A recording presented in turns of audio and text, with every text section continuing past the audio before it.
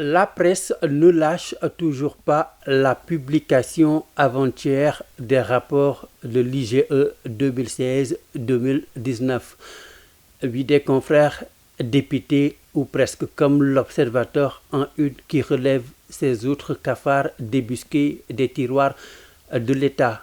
Gestion justement des affaires publiques, la gouvernance toujours en berne, affiche en une et en rouge sur le quotidien. Rapport de l'inspection générale d'État, question de critique, le journal de gros cafards marron beige. Alors entre satisfecit et regret, Enquête quotidien donne la parole ce matin à la société civile qui étale son pessimisme quant à la suite réservée au rapport. Un rapport de plus, justement, s'exclame Mor Amar, mon confrère. Donc, pour qui ils sont nombreux, oui, ils sont nombreux, les Sénégalais, à penser que les nouveaux rapports publiés par l'inspection générale d'État vont subir le même sort que les précédents, car à part alimenter des palabres, se désole le commentateur de Sud, lui à part alimenter des palabres à longueur d'onde de colonnes dans les réseaux.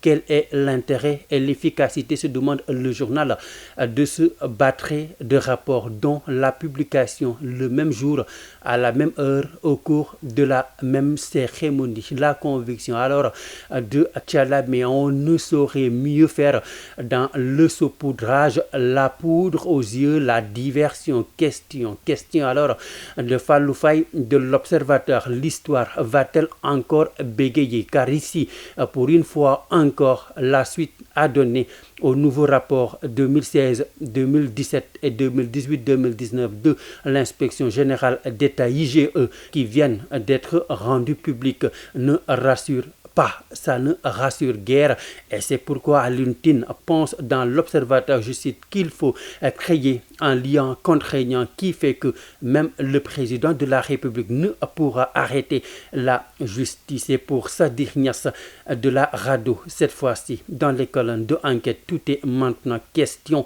de volonté du chef de l'État, rappelant que la mission de l'IGE s'arrête à la production et à la publication de rapports et déclare, je cite, c'est le chef de l'État qui doit déclencher l'action judiciaire ou demander l'ouverture d'une enquête pour les cas de malversation. Ainsi, la justice pourrait faire son travail comme cela a été le cas dans l'affaire Khalifa Sall. Par exemple, seulement voilà, pour la très pessimiste Mame Saga de Source A, ces rapports de l'IGE ne constituent que de nouvelles munitions mises à la disposition du chef de l'État pour avoir sous le coude les délinquants cités par les contrôleurs. Même sentiment de pessimisme ou presque chez nos confrères de l'Observateur pour qui le constat est évident sans anicroche, rappelant en effet que depuis son accession à la magistrature suprême, le président Sall exploite les rapports de l'IGE à sa guise, selon ses humeurs politiques, et continue selon l'Obs